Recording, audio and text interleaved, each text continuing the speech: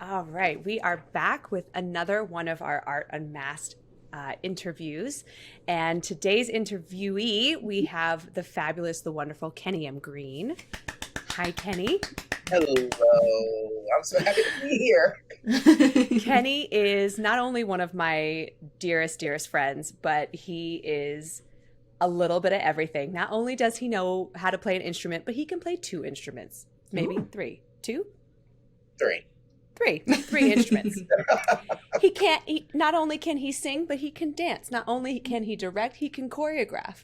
Not only is he hilarious, he can also make you cry. He is a little bit of everything. And I Love am it. just so thrilled to have him here. Hi, Kenney. Will you please tell our audience a little bit about who you are in your career thus far? Okay, great. Well, first of all, hello. I'm so happy to be here. I think I've already said that, but that's okay. Um, who am I? 24601. I am an actor, uh, primarily. That's what I am.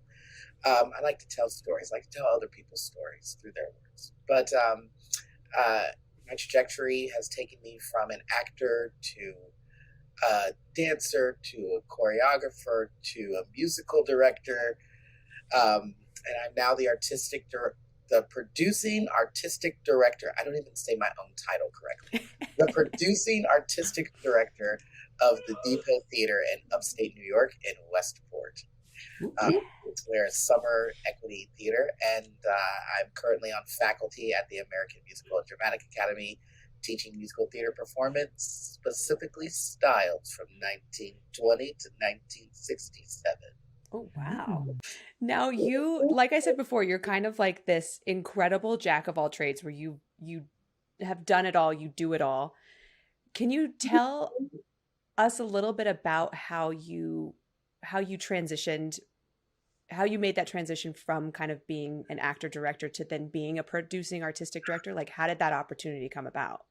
Um, well, it's funny. The opportunity uh, fell into my lap, honestly. Um, and I wasn't sure if I was ready for it or if it was something that I wanted. Um, I was, I had returned to the Depot Theater. I had performed there as an actor or a musical director in some way, shape, and one of those two forms for the 10 years prior. And they had brought me back to direct Ain't Misbehavin' for the theater's 40th anniversary, which is, yes, Ain't, Ain't Misbehavin' is my love, it's my bread and Yes, butter. it's one of my favorite. Yes. Yes.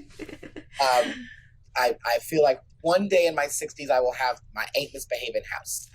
Yes. But, so I returned to the theater to direct that production. And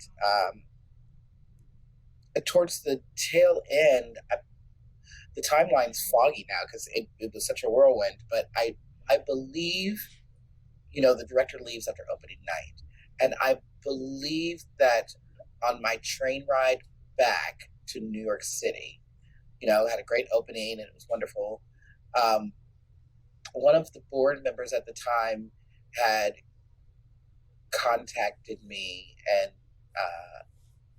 said, "Hey, we're looking for an artistic director to replace the one that was already there." So there was but I think everyone knew that, and including himself. I think everyone knew that his contract was up at the end of that season. Um, and I was like, "Oh, that's interesting. Uh, cool." Didn't think much about it. And I knew that a lot of some of my other colleagues were putting in for the position, and I called one of my best friends and collaborators, stage manager, wonderful equity stage manager, Liz Reddick, and I said, "Hey, would you like to go out to lunch?" And so her and I went out to lunch. And I said, "So," and her and I met at the Depot way back in the day. And I said, "So, hey, here's what's going down at the Depot. They're looking for an artistic director." And she said, "Interesting." And I said, "And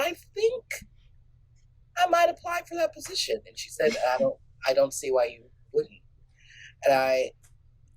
And you know, we talked some more about it over lunch, and I went home that evening, and I got my CV together, and I contacted the board member who had peeped me to it, and I told her, I said, hey, yeah, I think that I might take this on, and I sent in my stuff, and I thought the position was interim.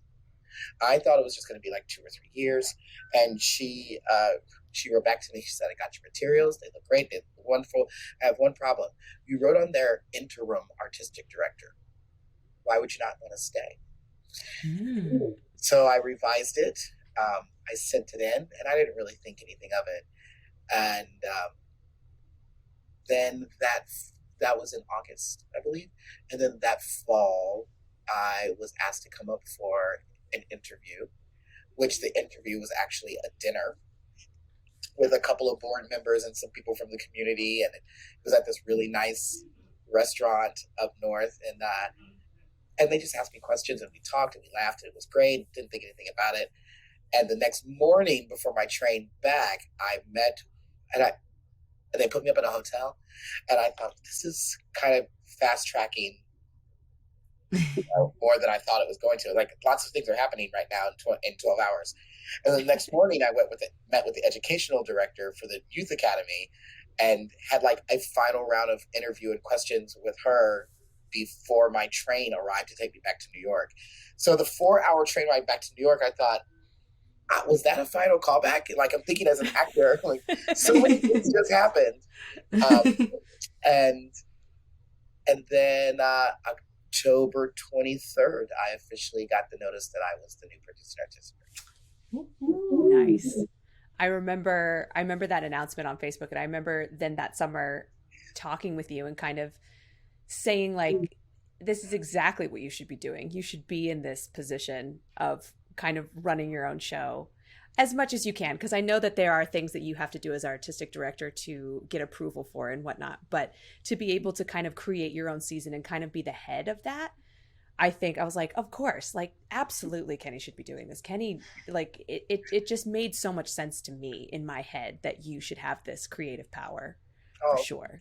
Thank you. I am enjoying it. I'm loving it. Even in a pandemic. It's fun. Even in a pandemic.